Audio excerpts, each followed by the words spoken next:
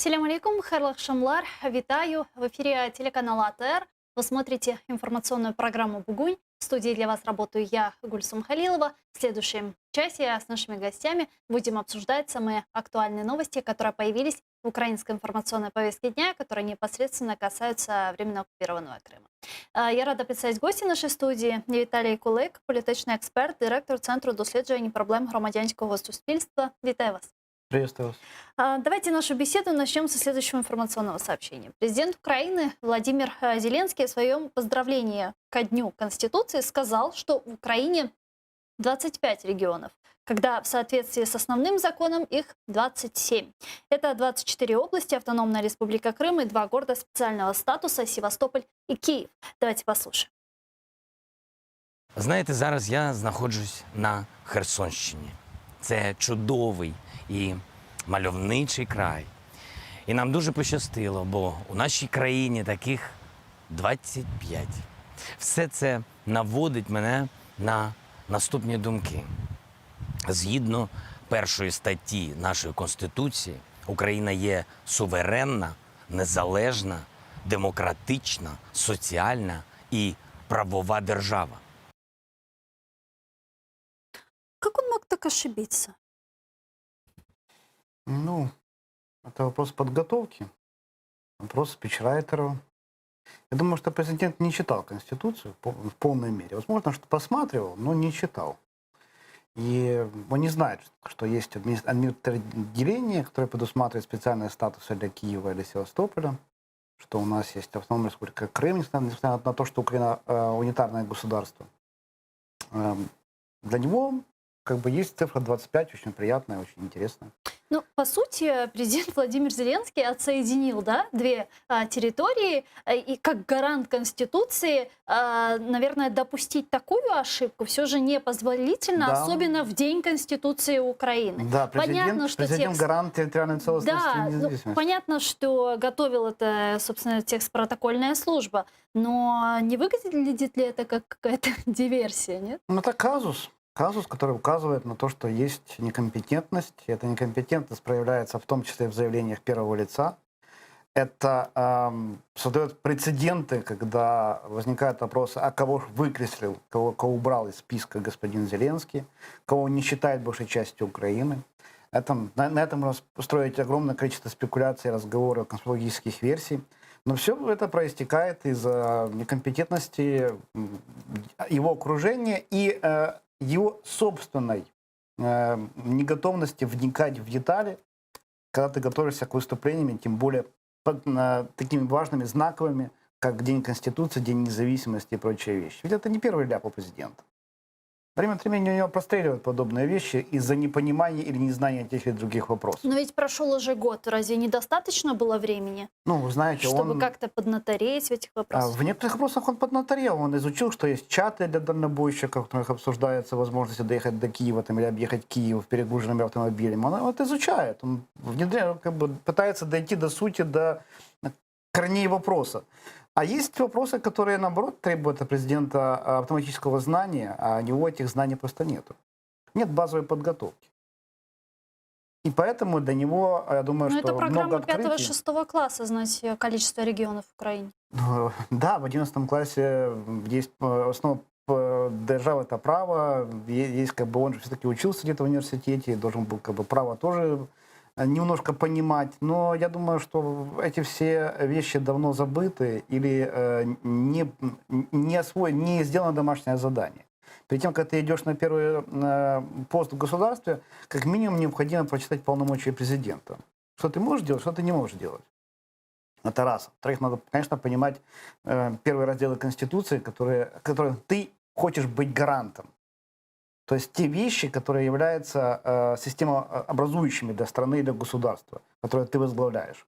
Поэтому то, что он не знает, сколько регионов Украины, ну, это вопрос компетентности президента. И это риски для людей. Какие? Если гарант Конституции не знает Конституции, в этом есть проблема ее выполнения и ее реализации. Это значит, что у людей возникают вопросы, а будет ли президент адекватно защищать интересы всех, в том числе тех регионов, которых он не называет, например. Ну, причем, что, при том, что этот регион, он оккупирован. Ну, если говорить о Севастополе, Ну, он же да, не о сказал, территории оккупированного Крыма, какие именно не сказал. А вдруг конечно. это Закарпатье или Киев, например, которых он вычеркнул из состава Украины. Поэтому здесь можно, конечно, спекулировать, но в первую очередь я не думаю, что здесь есть злой умысел Ну да, то есть, господина Зеленского. по-вашему, можно это списать просто на непрофессионализм протокольной службы. Правильно я понимаю? Это не просто казус. Мгм. Это не просто казус. Это ошибка, с которой надо сделать выводы. Выводы людям, которые смотрят президента, когда он выступает, и должны не понимать, что есть проблемы с компетентностью первого лица. От него надо ждать всяческих проблем. И с другой стороны, это выводы самого Зеленского в отношении своего окружения и компетентности людей, которые пишут ему выступления. Вот председатель Меджлиса крымско-татарского народа Рифат Чубаров, поздравляя страну с Днем Конституции Украины, упомянул о важности определения статуса Крыма как крымско-татарской национально-территориальной автономии. Давайте его послушаем. Відновлення територіальної цілісності України в рамках її міжнародно визнаних кордонів, включаючи Автономну Республіку Крим та місто Севастополь, є питанням збереження і майбутнього української держави. Як вкрай важливим і визначальним для майбутнього української держави є визначення статусу Криму як кримсько-татарської національно-територіальної автономії у складі України, яке слід терміново закріпити в Конституції України. Прийміть щирі вітання з нагоди одного з найважливіших свят в нашій державі – Дня Конституции Украины. Считаете ли вы важным внесение изменений в Конституцию Украины о крымско-татарской национальной территориальной автономии для Украины? Во-первых, нет консенсуса вокруг этого вопроса. Необходимо понимать, что ряд политических сил будут категорически против подобных инициатив. И логика будет такая, что, создавая национально-территориальную автономию, мы рискуем продолжить это движение дальше, не только ограничиваться Крымом, но говорить об автономиях в Буджаке, в Бессарабии, или автономии венгерской на Закарпатье. В этом есть определенная логика. С другой стороны, необходимо понимать, что эти территории находятся в Украине, они не оккупированы. Нет фактически выдавливания людей в добровольную миграцию, как это есть в Крыму. То есть людей выталкивают из Крыма, люди вынуждены уезжать оттуда. Это в первую очередь относится к Ну, это такая крымско-татарскому. гибридная депортация. Да, действительно, это гибридная депортация. Поэтому ситуация с Крымом, она отличается. И идея национально-территориальной автономии в Крыму, именно татарская, она отличается от идеи других национальных автономий на территории Основной Украины. фактор – это наличие там коренного автохтонного народа крымско-татарского, а у нас их в Украине 3. Да, Ну, вы знаете. если мы говорим о венграх, венгры тоже будут говорить, что они автохтонное население на Закарпатье, что они там были, столько же, сколько были славяне. Румыны будут говорить, что они автохтоны на территории Бессарабии, потому что это была клавиша Дакия и так далее. То есть каждый будет говорить о том, что он автохтон. Но, снова-таки, если мы говорим о политическом вопросе, закрепление в Конституции национально-территориальной автономии Крым, татарской автономии, мы должны исходить из того, что это вопрос о оккупации, это вопрос политическое декларирование, это вопрос признания за крымско-татарским народом права на самоопределение и государственность. И Украина могла бы пойти В на составе это действие. Украины, Конечно, исключительно в составе конечно. Украины. И Украина могла бы пойти на подобные инициативы и поддержать. Но, снова-таки, я думаю, что в этом парламенте есть проблема с Ну, поддержка на самом деле есть. Поддержка есть, и она и была и при каденции Петра Порошенко, где работала рабочая группа, вынесла свое заключение Конституционная комиссия. Да? Есть поддержка со стороны слуг народа. Вот в вашем месте часто сидят народные депутаты и слуги народа, которые поддерживают эту инициативу. для этого надо внесения 300 изменений, голосов. да. Ну, для этого нужно 300 голосов, конечно, мы понимаем. И сейчас мы видим, что у «Слуги народа» нет монобольшинства в том, что у них было раньше, когда они только начинали каденцию в Верховном Совете. Многие голосования принимаются с учетом голосов других фракций попутчиков. А если говорить о раскладе политических сил, то я сомневаюсь, что удастся даже 200 голосов получить от «Слуги народа» за голосование в рамках этих 300. Поэтому это проблематично набрать 300 голосов сейчас и получить политическую волю от Зеленского о необходимости этого внесения как невідкладного изменения в Конституцию. Кроме того, из позиции Конституционного суда, я думаю, что там тоже могут возникнуть вопросы в отдельного мнения и так далее. Но в целом это инициатива, которую необходимо лоббировать. Ну, а как вы считаете, вот власть понимает важность крымско-татарского народа для Украины? Я думаю, понимает, но недооценивает. Мгм. Понимают, потому что существует действует Министерство оккупированных территорий, взаимодействует и с Меджлисом, есть представители по Крыму, есть внимание к этому прокуратуры, которая работает на Крым. Но если Есть постоянное представительство президента. Да, но если мы посмотрим выступления, заявления и какие-то релизы, которые выходят с Банковой, тема Крыма за последние полгода поднималась, в лучшем случае, 2-3 раза. Ну, вы знаете, я вот тут с вами не соглашусь, потому что тема Крыма в последнее время, как мне представляется, я могу ошибаться, она актуализировалась, особенно после визита министра иностранных дел Украины Дмитрия Кулебы в Германию, где он общался с Хайко Маасом, своим немецким коллегой, и они там разговаривали о создании какой-то международной площадки по неизбежной деоккупации полуострова. Ну, это разве не активизация темы Мы Крыма? говорим о Банковой. Угу. Я не говорю Ну, о подождите, МИДе. у нас Министерство иностранных дел, оно же, понятно, реализует политику президента, функция которого это внешняя политика. Понятно, откуда идет вектор, нет? Да, но сейчас мы видим, что иногда заявления господина министра иностранных дел не совпадают с той риторикой и с теми месседжами, которые продуцирует Банковая. Угу. В отношении Донбасса, например. В отношении партнерства с нашими западными соседями, в отношении, вообще в отношении российско-украинских отношений. Поэтому я бы разделял инициативы господина Кулебы и то, что он сохраняет Крым в фокусе внимания министерства, ему надо поставить памятник, как говорится, это большая заслуга. А с другой стороны, я бы хотел больше активности, проактивной позиции стороны банка и президента в первую очередь. Почему я говорю, что было 2-3 раза от президента поднят вопрос Крыма, актуализирован вопрос Крыма? Да, ритуально он вспоминает об этом. Ритуально какие-то заявления, реверансы он делает. Говорит о том, что Крым, мы помним о Крыме, мы всегда объединяем кейс Донбасса с Крымом. Он это говорит. Но инициативы, направленные на достижение своих наших национальных интересов по Крыму на международных площадках, к сожалению, я не вижу в рамках его встречи с первыми лицами. Единственное заявление было в Париже. После нормандской встречи. Да. Все. Хотя эксперты говорили о необходимости, и тоже Кулеба предлагал площадку, где должны быть первые лица государства. Эксперты говорят о необходимости инициирования большого формата с европейскими президентами по Крыму в том числе. Говорилось о необходимости лоббирования нашей позиции в отношении наказания участников проведения так называемого конституционного референдума и до этого выборов в Госдуму на территории Крыма. Генпрокуратура должна была провести дальше криминальное проваджение по поводу глав комиссий и организаторов этого референдума. Это есть. У меня большие вопросы к деятельности наших правоохранителей по этому вопросу. Поднимался необходимость преследования криминального, открытия криминальных проваджений. Но этого, к сожалению, не делается. Санкции были введены или не были введены в отношении лиц, организовывающих этих референдумов. Была ли нота нашего МИДа в отношении организации референдума на территории Крыма? Была ли нота президента, администрации президента, или хотя бы заявление Зеленского в отношении того, что на нашей территории в Крыму организовывать референдум по изменению Конституции другого государства? Министерство иностранных дел давало свою ноту относительно незаконного референдума. Нота была, но нота в отношении сейчас проведения и тех фактов, которые сейчас мы получаем. Например, мои знакомые из Крыма присылают просто памятки для участников референдума, где написано явиться на участок, отметиться его сопровождающего, поставить галочку, прийти с семьями, отметиться и так далее.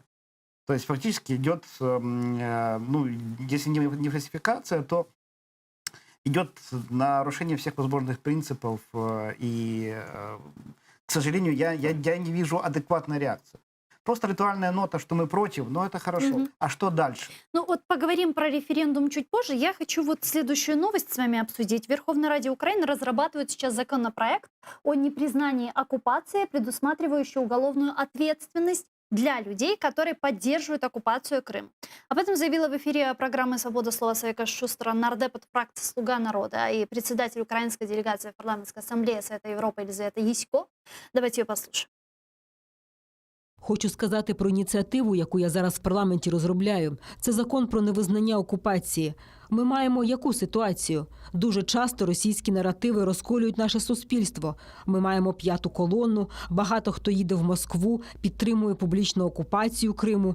Мені здається, в Україні має бути кримінальна відповідальність для таких публічних осіб, які знаходяться, до речі, навіть в нашому парламенті.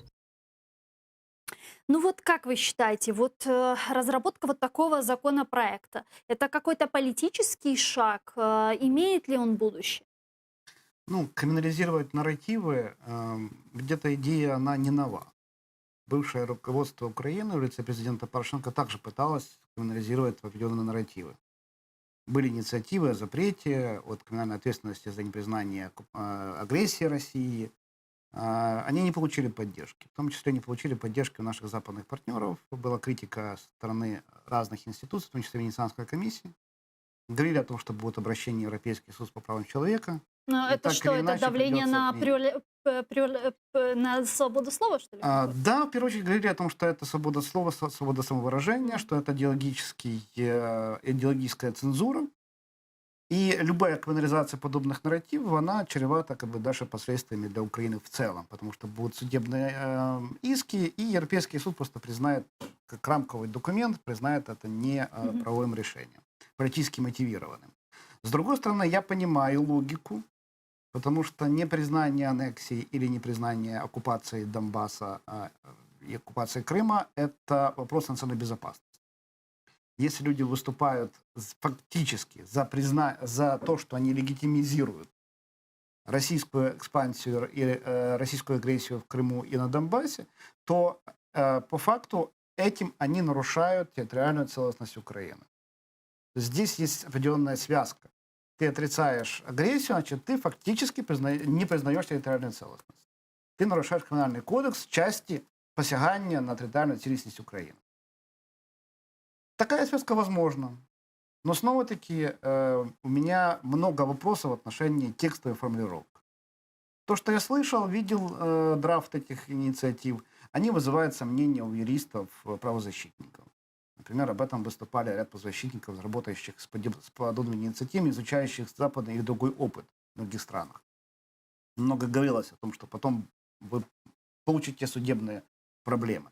С другой стороны, я в целом вижу, где можно взять голоса за подобные инициативы. И определенная коалиция, которая бы проголосовала за подобное решение, она в Верховном Совете есть. Ну, давайте предположим, что вот этот документ, законопроект прошел в Верховную Раду Украины. Вот каким бы он ни был, да, по наполнению, как распределяться голоса в Раде? Я думаю, что часть слуг не будут голосовать за это в силу разных причин. Мы видим, что в слугах есть также пророссийские элементы, откровенно пророссийские, заявляющих в свое время о том, что Крым не был захвачен, а это был выбор народа, в кавычках. Это депутаты, которые представляют слугу народа. Есть депутаты от ОПЗЖ, которые будут говорить о том, что не все так однозначно, что Киев был сам виноват и так далее, прикладывая ответственность, вместо того, чтобы однозначно расставить все акценты, что это оккупация, что это аннексия, что это агрессия, они говорят, что нет, в этом есть это, надо искать полутона и так далее. Они голоса не дадут. Мажоритарщики не все могут дать голоса. Но голоса могут дать Батьківщина, голоса может дать партия Порошенко, голоса могут дать те же мажоритарщики, часть независимых кандидатов и часть слуги народа. То есть 226 набрать можно. Для этого есть необходимое предусловие. Но надо смотреть сам текст законопроекта, потому что от формулировок будет многое зависеть. Поддержит, скажем, эту инициативу Батьківщина, не поддержит. Поддержит группа мажоритарщиков, у которых есть имущество на территории Крыма. Не поддержит.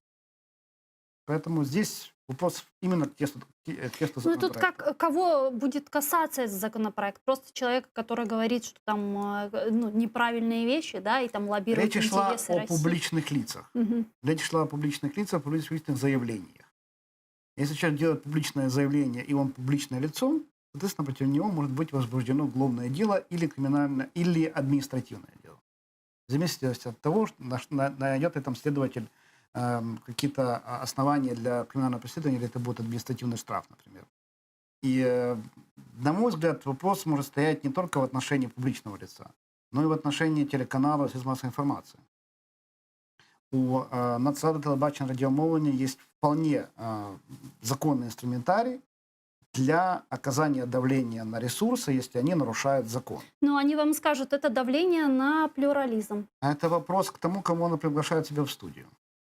Мгм. Редакторская политика, она ведь тоже штука субъективная. Можно построить всю редакторскую политику на хейте, а можно строить все-таки для разных мнений, где будут представлены эти разные мнения, но можно избежать криминального преследования за однозначные оценки. Ведь можно обратиться в суд за клевету, если она озвучена в эфире. И эта клевета будет очевидна.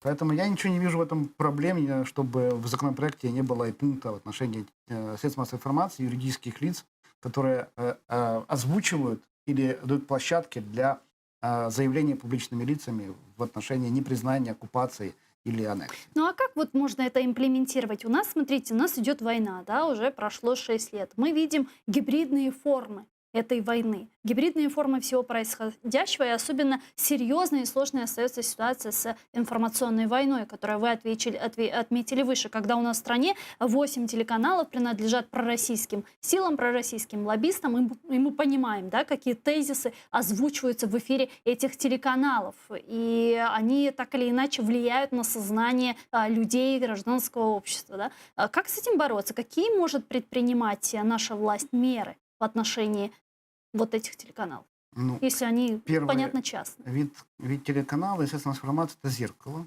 неких отношений.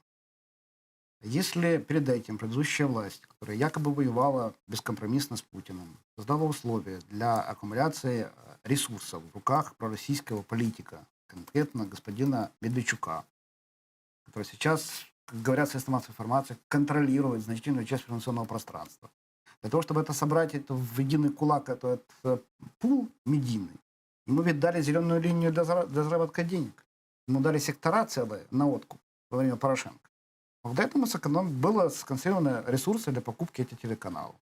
Это первый вопрос. Второй вопрос в отношении формулировок самой власти, что происходит у нас в России. Ведь война до сих пор не названа войной. Это раз. Не было военного положения. Это два. Если не расставлены однозначно акценты, они создают пространство для манипуляции. Этим, конечно, воспользуется пятая колонна в лице Медведчука, который будет говорить, что не все так однозначно. Что давайте поговорим об ответственности украинской власти.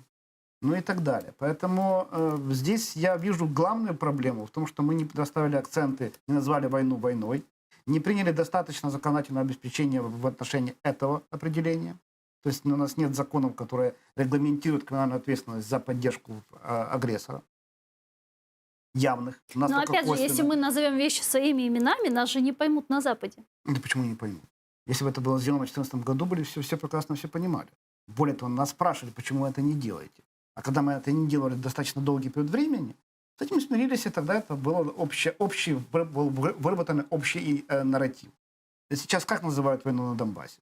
Что это война с пророссийскими силами, которые поддерживает Россия. Так фигурирует в официальных документах Европейского Союза. Не Украино-российский военный конфликт, а это некий конфликт на востоке Украины, где Россия кого-то поддерживает. А ведь, по сути, мы же говорим, что это украино-российская война. Конечно. Это агрессия, и мы защищаемся. Но эти акценты не были вовремя расставлены.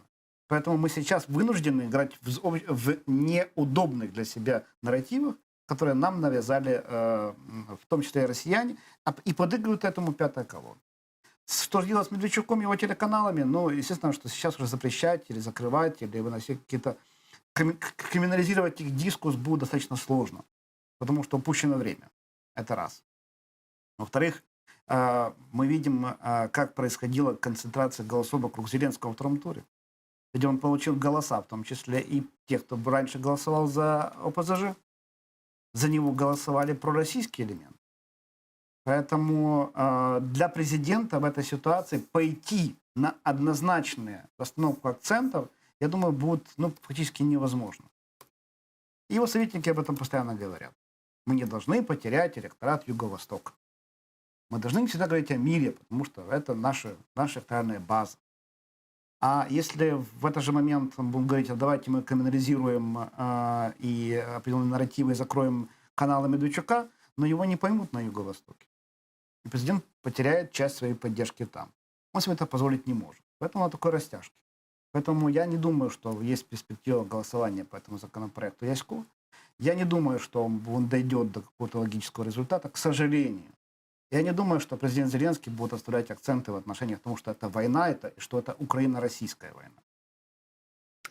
Давайте вот мы с вами говорили про референдум незаконный на территории временно оккупированного Крыма. Продолжим эту тему.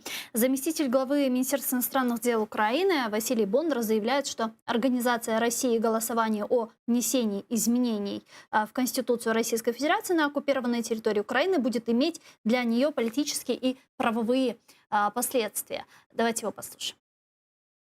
Організація голосування на окупованій території українського Криму, а також організація участі в голосуванні осіб, які є власниками незаконно виданих паспортів Російської Федерації, матиме для Росії політичні і правові наслідки. Міжнародне співтовариство має досить широкий інструментарій для відповідного реагування – від політичних заяв про засудження дій Російською Федерацією до невизнання результатів в частині окупованих територій і розширення санкцій і політичного тиску. Но вот российский автомобильный сайт «Дром» провел анонимный опрос среди своих читателей, в том числе в аннексированном Крыму, о голосовании по поправкам в Конституцию Российской Федерации.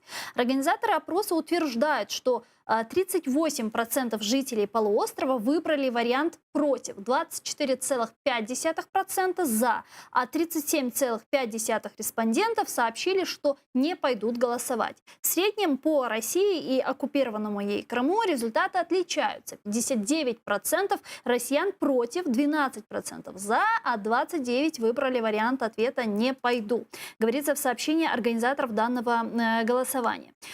Указывается, что опрос проходил с 22 по 29 июня, и в нем приняло участие 23,5 тысячи человек. Изменения в Конституцию Российской Федерации за период с 25 по 28 июня поддержали 76% респондентов, принявших участие в голосовании, а это данные экзит-пола ВЦИОМ. Вот как-то не сходятся цифры ВЦИОМа и вот российского автомобильного сайта. Ну, давайте начнем с того, что репрезентативность любых опросов, она как бы под вопросом.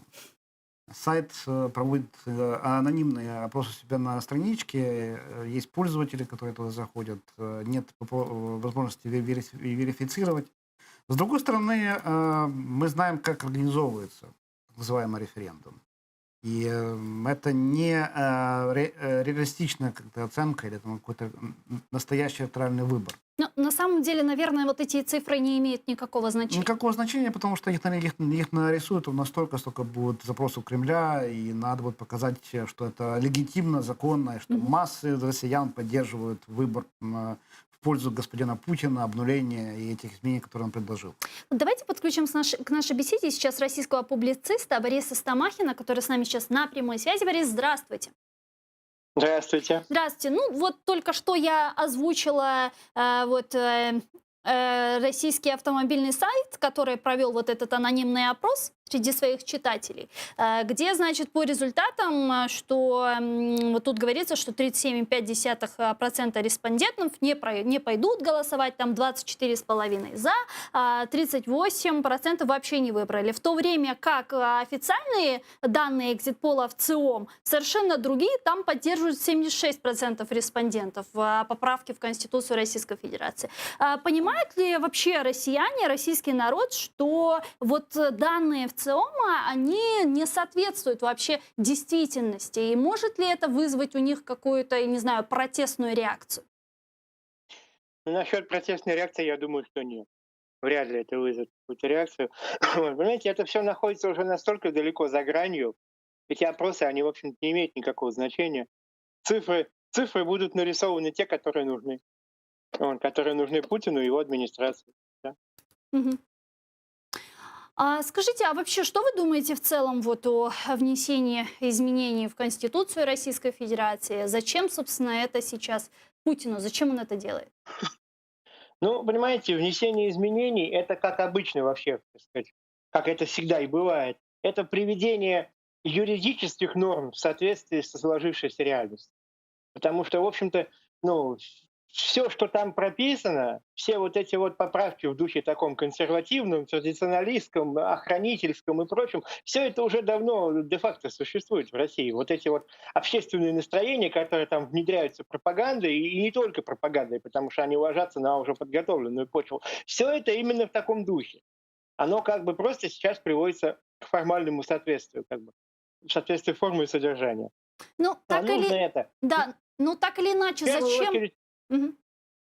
да, я хотел просто закончить. В первую очередь это нужно Путину для того, чтобы формально обеспечить себе, так сказать, возможность царствования до 2036 года. И так все прекрасно понимали, что и в 2024 году он никуда не уйдет. Ему, собственно говоря, некуда уходить. На нем столько крови, столько преступлений, вот, что уходить ему некуда. Только будучи главой государства и под высшим уровнем охраны, он может вообще продолжать жить. Вот. А сейчас это все формально как бы принимается таким достаточно грубым способом, просто обнуление, все предложено пятый срок считать первым. Совершенно наивно и цинично, так сказать, глядя прямо в глаза, пятый срок будет считаться за первый, и все. По обновленной конституции, даже не новая конституция, а какая-то такая обновленная с поправками с какими-то вот Мгм. этими вот, идеологического свойства в основном. И все, и для этого в основном и нужно. Ну, плюс еще одна из самых важных поправок, которые там принимаются, это отказ России, формальный уже, так сказать, отказ России признавать какое-то международное законодательство, если Мгм. оно ее не устраивает.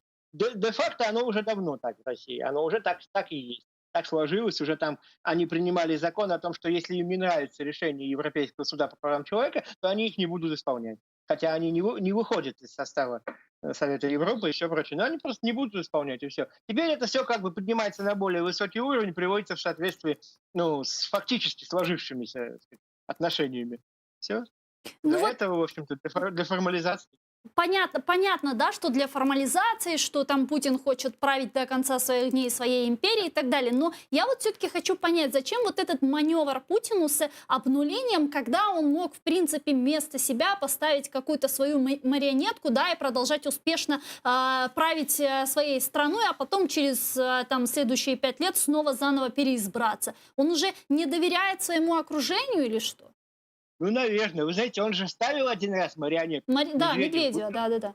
президентом, да. И как раз, я хорошо помню, что как раз в это время пошли такие, знаете, слухи, разговоры, вот как бы особенно в оппозиционной среде, вот что вот сейчас ожидание прям такое, все замирали в ожидании, сейчас Медведев отправит премьер-министра Путина в отставку. Он имеет на это конституционное право отправить его сейчас в отставку. Все, пойдет на второй срок.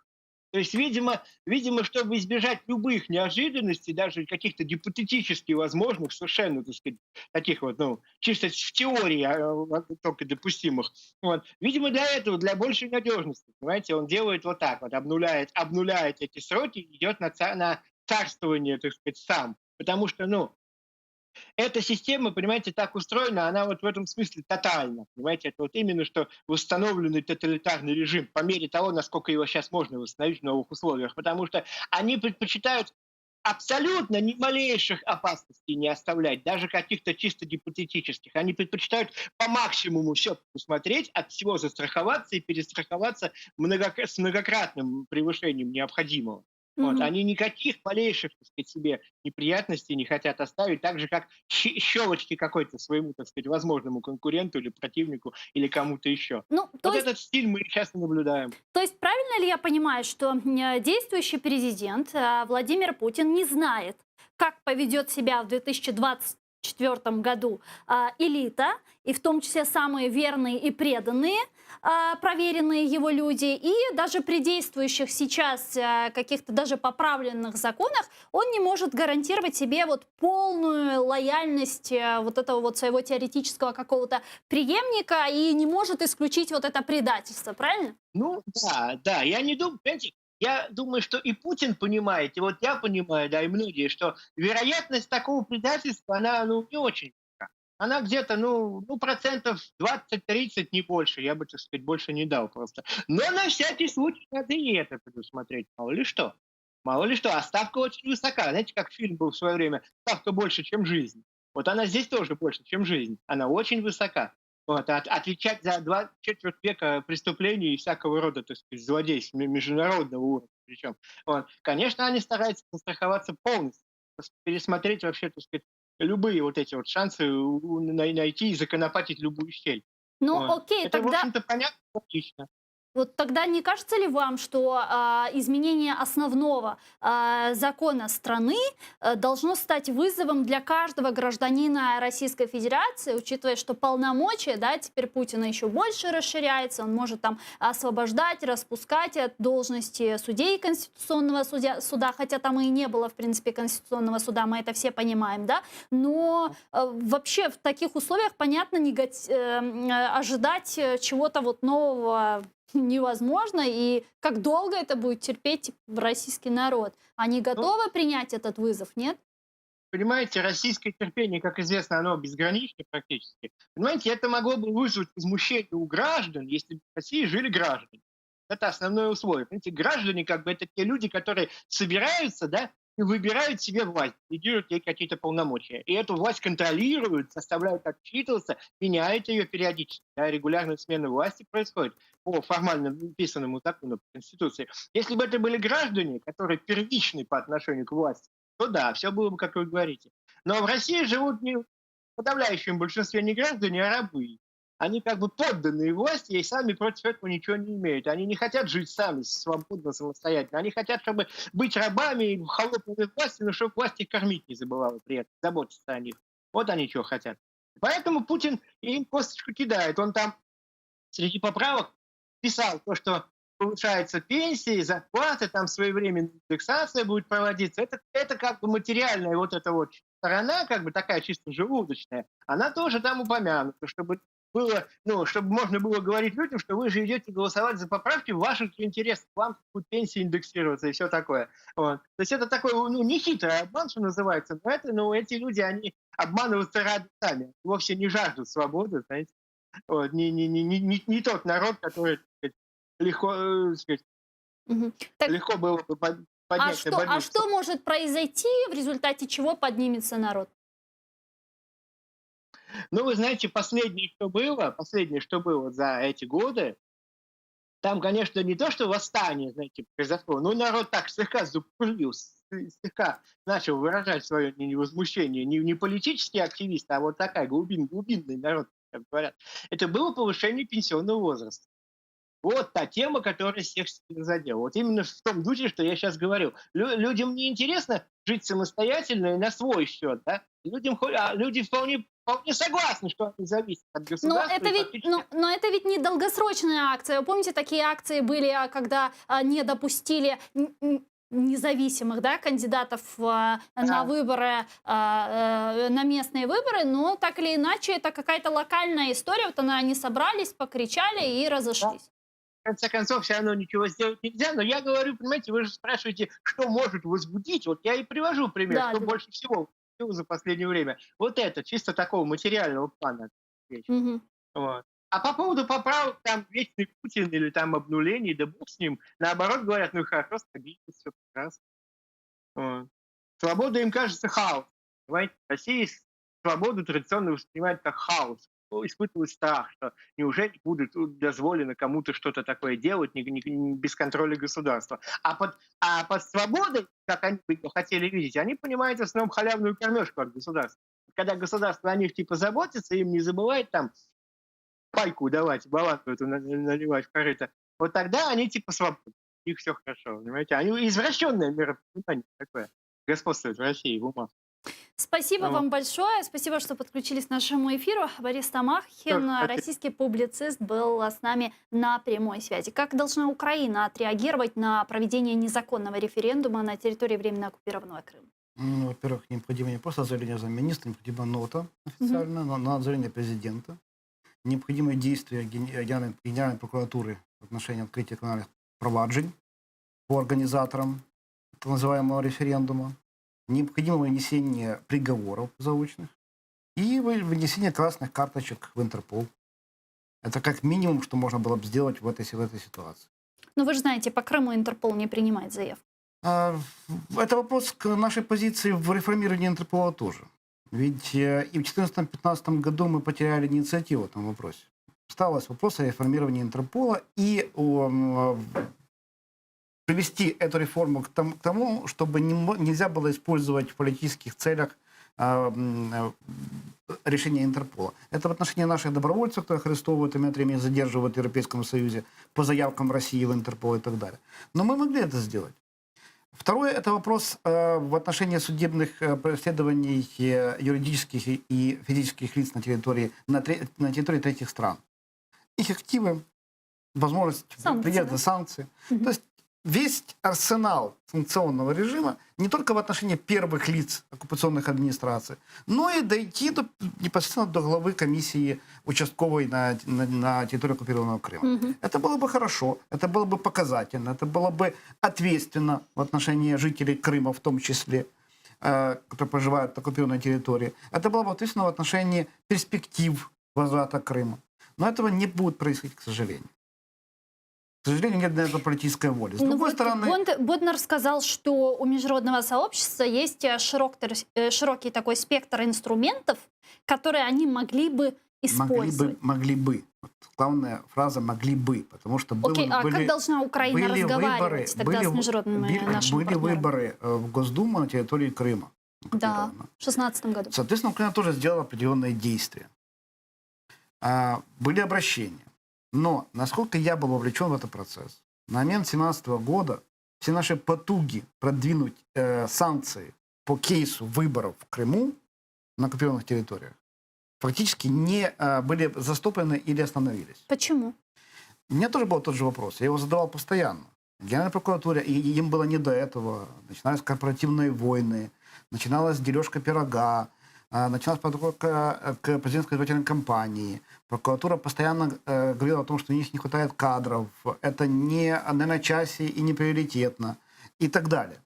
Что не хватает следователей и тому подобные вещи. Но многие вопросы для санкций готовилась не следовательной прокуратуры, а Министерством оккупированных территорий.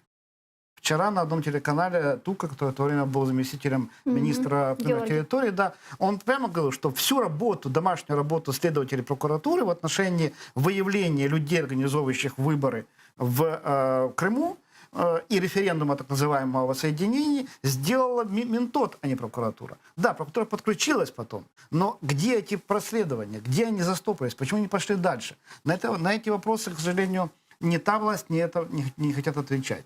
С другой стороны, у нас есть еще один инструмент. Это вопрос непосредственных давлений на наших международных партнеров, таких как ОБСЕ, таких как Совет Европы, такие как Европейская комиссия и другие в отношении дополнительных площадок для формирования общественного мнения. Что это незаконный референдум, что люди должны быть наказаны, что это должно быть неотвратимость наказания.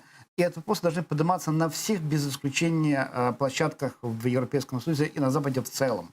Этого тоже не происходит. Все это свели как-то на маргинез. Все эти истории о наказании участников так называемого воссоединения, наказании участников проведения выборов, и сейчас будут с наказанием организации референдума, будут сведены как маргинальный разговор на экспертной площадке, а не как разговор дипломатов, представителей первых лиц государства в диалоге с нашими европейскими партнерами, с Меркель, с Макроном или другими участниками нормандских переговоров. Ну вот эти поправки внесения в Конституцию Российской Федерации, они еще предусматривают следующее. Значит, они, вот как отметил Борис, ставят в приоритет свой закон над международным законодательством. Вот если они обрывают вот эти правовые мосты, то останутся ли экономические, как считаете? Думаю, да, потому что даже отказ от примата международного права не привело к автоматическому исключению России из Совета Европы. Наоборот, Россия вернулась в парламентскую ассамблею Совета Европы. Это была консолидированная позиция так называемого коллективного Запада. Ну, там был же шантаж с деньгами, да, они же шантажировали просто. Вот, это и политическая воля стран. Надо понимать, что это в этом заинтересовано руководство стран, которые поддержали эту инициативу. Там, кстати, поддержала эту инициативу одна из представителей украинской делегации в парламентской ассамблее, Левочкина. Да, потому что она входит в ОПЗЖ, партию конечно. ОПЗЖ. Но, с другой стороны, это была конструктивная позиция Запада. И естественно, что экономические отношения между Россией и Европейским Союзом, они настолько интегрированы, что они будут продолжаться, несмотря на все возможные санкции. С нашей стороны можно было говорить о новом кейсе санкций и додавливать Европейский Союз на это. Да, это тяжело, да, это призрачно, но ничего нет невозможного. Особенно в таких условиях, когда время от времени не обостряются отношения между Европейским Союзом как институцией и Российской Федерацией. Найти их на возможности и туда впихнуть или протянуть, или и предложить новый кейс санкций в отношении Российской Федерации по организацию незаконного референдума в Крыму. Я думаю, партнеры на Западе в этом отношении тоже нашлись. Для этого необходима тонкая дипломатическая политика. Что касается изменений в Конституцию, я бы назвал бы главным риском этих изменений это то, что вводится понятие федеральных территорий, и любой разговор о отторжении федеральной территории будет уголовно наказуемым преступлением. Иными словами, любой разговор о деоккупации Крыма. Да, они делают просто неконституционно. Они будут говорить о том, что это противоречит Конституции, и будут отказываться от предметного диалога по Крыму. И это очень плохо, потому что сначала... Они и так отказываются. Это же на нас никак не повлияет. Европейский Союз, европейские представители ритуально, но под нажимом Киева время от времени озвучивают позицию деоккупации. Европейская комиссия в лице директора департамента, комиссара по расширению и международным делам также всячески подчеркивает о необходимости, возможности снятия санкций, увязывает с деоккупацией Крыма. Сейчас может произойти изменение нарратива, дискурса в Европейском Союзе. Когда европейские чиновники будут говорить, ну смотрите, там же принят закон, они не могут даже об этом говорить, не то что соглашаться, а говорить даже об этом. У нас нет партнера по диалогу в отношении деоккупации с российской стороны, потому что там отрезается законодательно эта возможность. Давайте мы разделим кейсы. Донбасс отдельно, а Крым мы отложим, когда будут благоприятные условия. Вот я этого боюсь. Когда Крым будет изъят от общего диалога Украины с Европейским Союзом в отношении российской агрессии. Давайте перейдем к следующей не менее важной теме. Представители американской разведки пришли к выводу, что российское подразделение военной разведки тайно предлагало вознаграждение связанным с Талибаном боевикам за убийство коалиционных сил в Афганистане, в том числе за нанесение ударов по американским войскам. Об этом сообщила газета The New York Times со ссылкой на источники. Давайте послушаем. Кілька місяців тому Сполучені Штати дійшли висновку, що російський підрозділ, який був пов'язаний із замахами на вбивство та іншими таємними операціями в Європі, спрямованими на дестабілізацію Заходу або помсту перебіжчикам, таємно пропонував винагороду за успішні атаки в минулому році. Дані про причетність Росії до вбивства американських військових були в тому числі отримані з допитів афганських бойовиків і злочинців, які, як вважають, отримали певні суми винагород. 20 американців загинули в боях в Афганістані в 2019 році, але не ясно, за які вбивства виплачувались гроші. Ну вот пресс-секретарь Белого дома Кайли Макьяни в субботу заявила, что ни президент Дональд Трамп, ни вице-президент Майк Пенс не были проинформированы о предполагаемой российской охоте за головами. Давайте послушаем. Ні президент Трамп, ні віце-президент Майк Пенс не були поінформовані про ймовірне російське полювання за головами. Це говорить не про достоинства передбачуваної розвідки, а про неточність історії New York Times, що помилково припускає, що президент Трамп був поінформований про це. Олександр Короньков, волонтер дослідницької групи Центр вивчення повстанських рухів «Знамен» зараз на прямому зв'язку. Вітаю вас. Витаю вас, студия. Да, ну вот смотрите, несколько недель назад появляется доклад республиканцев Палаты представителей Конгресса США, где они призывают ввести беспрецедентно жесткие санкции в отношении России, Ирана и Китая за финансирования терроризма, вплоть до отключения Российской Федерации от международной системы SWIFT. Вот сейчас появляется вот такая новость от New York Times, где говорится, что русские финансируют Талибан и платят им деньги за голову американских солдатов. Это как-то связано? Связано с санкциями или связано с тем, что русские действительно помогают террористам? Да, что, что есть действительно такая подтвержденная информация, что русские там платят Талибану за голову американских солдатов, и вот появляются сейчас вот такие вот новости. Ну, пока подтверждений не было. То есть есть информация из источников, из разведки, которую передали и New York Times, и Washington Post. И сейчас уже, насколько я знаю, и британский парламент тоже подтверждает, что был такой доклад, что их тоже уведомляли об этом. Но непосредственно доказательств таких выплат нет. Тем не менее, нужно указать, что еще с 2016 года американские военные информировали и Белый дом, и общественность о том, что Россия активно сотрудничает с Талибаном. И даже сообщала о том, что Россия передавала оружие талибам. То есть говорить о том, что может ли Россия финансировать талибов или других террористов в Афганистане, потому что, кстати, Талибан признан в России террористической организацией, я думаю, да. То есть, для России это не в новинку, и они активно используют в том числе и террористические организации для того, чтобы вести так называемую серую или гибридную войну против НАТО и против США в Афганистане. Что касается, связано ли это с санкциями, я думаю, возможно, тем более информация о санкциях, так называемых санкциях из ада, была еще озвучена в конце прошлого года. Ну, тем не менее, факт остается фактом, что действительно есть информация, и Россия может финансировать террористов. Я думаю, что далее мы просто будем получать уже больше подтверждений этой информации. Ну, тут просто, если обратить внимание на заявление пресс-секретаря Белого дома Кейли Макинани, которая говорит, что Трамп и Майк Пенс просто были не проинформированы. То есть не идет опровержение о том, что вот такого нет, Да. что это неправда. То есть все-таки здесь есть какая-то доля правды, правильно я понимаю? Да, конечно, вы правильно понимаете, скорее всего, такая информация действительно есть. Я же говорю, что и британцы уже подтверждают это. Скорее всего, она действительно озвучивалась чиновниками, специалистами разведывательных служб, спецслужб американскому руководству. Сейчас непонятно, кому именно. Сейчас, вот вы правильно заметили, что и Трамп, и пресс-служба Белого дома отрицают сам факт того, что передавалась информация, озвучивалась информация именно руководству Белого дома.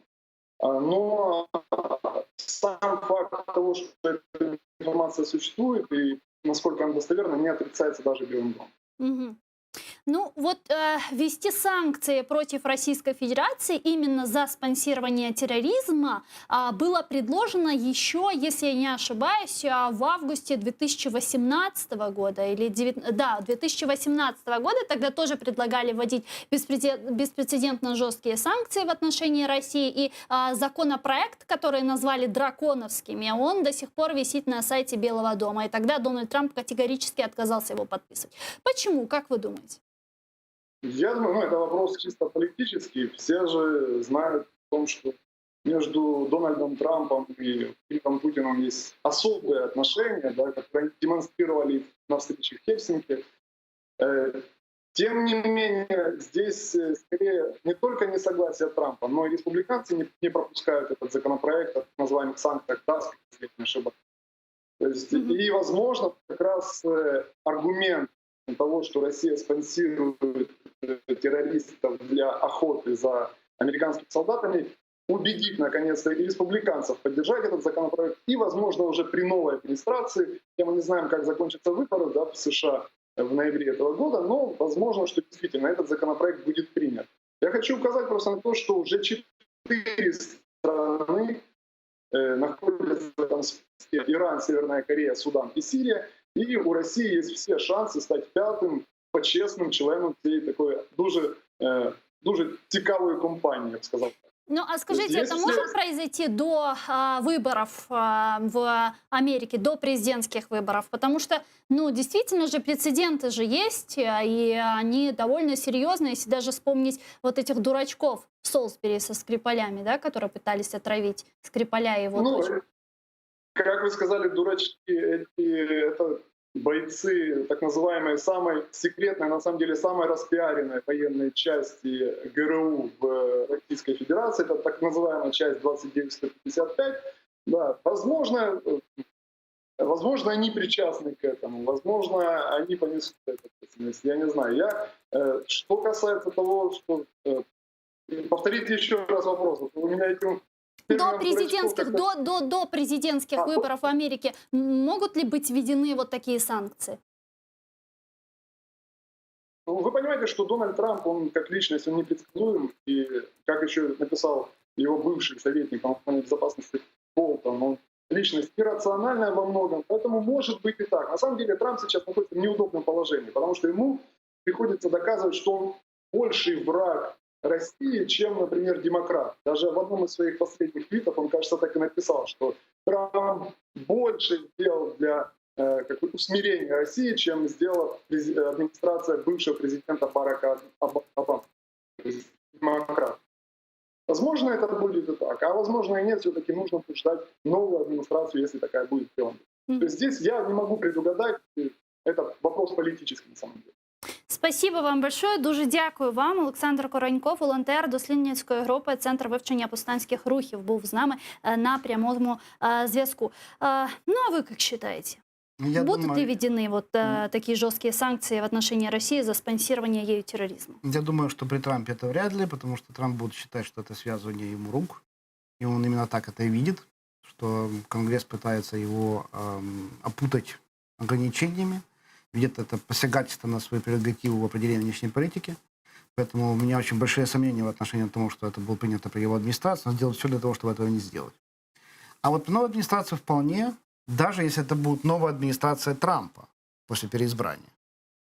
Потому что тогда он будет начинать с чистого листа и может пойти на подобный шаг для того, чтобы вот показать части расколотого электората о том, что, смотрите, вот я же все-таки не пророссийский. Но сейчас до выборов до ноября, конечно, нет. Мгм. Почему Трамп не трогает Путина? Ну, не трогает. Это достаточно специфические отношения. Ведь у Трампа отличные отношения с людьми, похожими на Путина. Ему нравится Эрдоган, ему нравится Ким Чен Ын, да? Ким Чен Ын, ему нравится Бенемин Нетаньяху. Это люди достаточно волонтаристские, достаточно специфические, авторитарные лидеры. Я к Поэтому чему? Путин Он же вполне опять хочет вписывается. возвращать Россию в G7. Вот недавно появлялась новость, что он хочет опять Путина пригласить в качестве гостя на G7, да, и у него каждый год, в принципе, такое происходит. Да, Чем он и- ему так импонирует? Ну, во-первых, он предсказуемый партнер по переговорам. То есть с Путиным можно торговаться. С Меркель, с Макроном, с Джонсоном, с кем угодно из других игроков сложно торговаться, потому что там необходимо придерживаться определенных правил. Там есть взаимозависимость. А здесь с Путиным можно говорить большими мазками. И весь бизнес Трампа был построен на больших мазках. То есть он вел стратегическую линию, а потом его стаферы доводили это до каких-то тактических моментов. А для него было важно договориться вот мазком, большим таким широким жестом. Это был бизнес Трампа, он на этом строил всю свою бизнес-империю. Так он пытается работать и во внешней политике. Вначале казалось, что это ему удается. Мы помним впервые прорыв... 10 секунд.